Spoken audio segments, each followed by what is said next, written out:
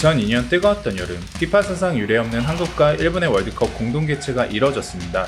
여러분, 이 시점부터 한국과 일본이 본격적으로 라이벌 구도가 형성되었다는 거 알고 계실까요?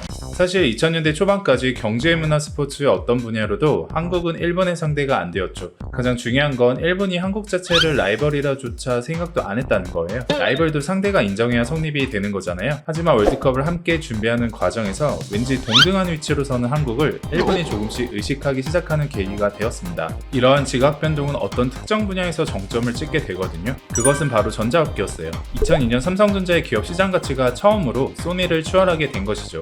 이는 삼성전자가 설립된 지 만 33년 만이에요.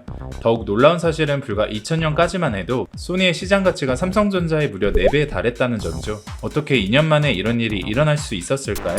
2000년 초반까지만 해도 세계 전자시장은 일본이 장악하고 있었어요. 지금 보시다시피 1998년까지 삼성전자는 일본 전자회사 9개사보다 시가총액이 낮았습니다. 우리나라에서는 늘 인류 최고의 기업이었지만 불과 20년 전만 해도 삼성전자는 일본의 전자회사 단 한 곳도 이기지 못하였죠. 그 반면에 소니는 세계 최초 타이틀을 가지는 혁신적인 제품을 많이 만들어냈잖아요. 이게 어느 정도였냐면 그 당시에 소니는 지금의 애플과 맞먹는 인기라고 해도 과언이 아니었죠.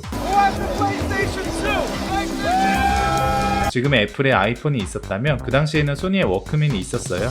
한 시대를 풍미할 정도로 높은 인기와 화제를 부른 제품들은 몇 가지 특징을 가지는데요. 제품 자체의 경쟁력은 물론이고 적절한 가격과 내구성도 갖춰야 하며 무엇보다도 당시에 소비자들이 원하는 타이밍에 등장해야 합니다.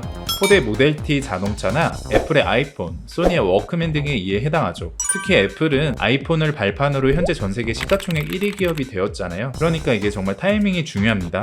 정말 완벽한 타이밍에 소비자들이 원하는 혁신적인 제품이 나오면 대박이 터지는 거예요. 소니가 바로 그랬거든요.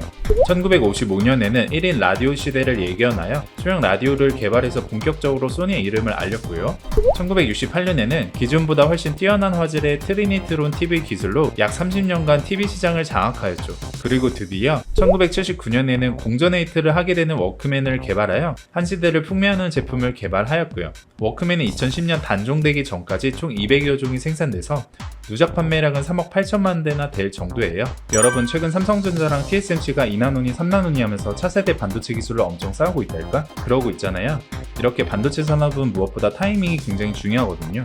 특히나 삼성전자가 주력으로 삼고 있는 메모리형 반도체는 가격 등락이 매우 심해서 먼저 제품을 내놓아서 선점하는 것이 굉장히 중요해요. 그래서 사실 후발주자가 반도체 산업에 새롭게 진입하는 것도 굉장히 힘듭니다. 특히나 지금처럼 기술이 많이 진보된 상태에서는 말이죠. 사실 삼성전자가 지금의 위치에 있게 된 결정적인 계기는 1974년 바로 이 반도체 산업에 진출한 덕분이에요. 삼성전자는 미국과 일본에 비해 반도체 산업에 한참 뒤늦게 뛰어들었어요. 근데 삼성전자가 말도 안 되게 미국과 일본을 따라잡았거든요. 그 비결이 뭔지 아세요? 바로 병행 개발 전략이에요.